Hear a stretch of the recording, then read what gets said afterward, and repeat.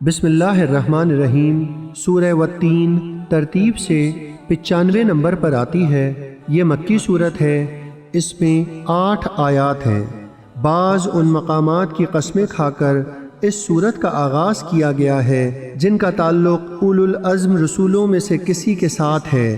پھر بتایا جا رہا ہے کہ ہم نے انسان کی آفرینش اس انداز سے کی ہے کہ سوری اور معنوی اعتبار سے یہ احسن الخلق اور اکمل الخلق ہے۔ انسانی عظمت کا تصور جو قرآن کریم نے پیش کیا ہے، دنیا کا کوئی فلسفی، نفسیات کا کوئی ماہر، عمرانیات کا کوئی استاد، طبیعت کا کوئی معلم اس کے گرد راہ کو بھی نہیں پہنچ سکتا۔ قرآن نے عظمت انسان کا جو نظریہ پیش کیا ہے، جب اس کا مطالعہ کیا جاتا ہے تو باقی سب دانشمند نادان بچوں کی طرح نظر آتے ہیں۔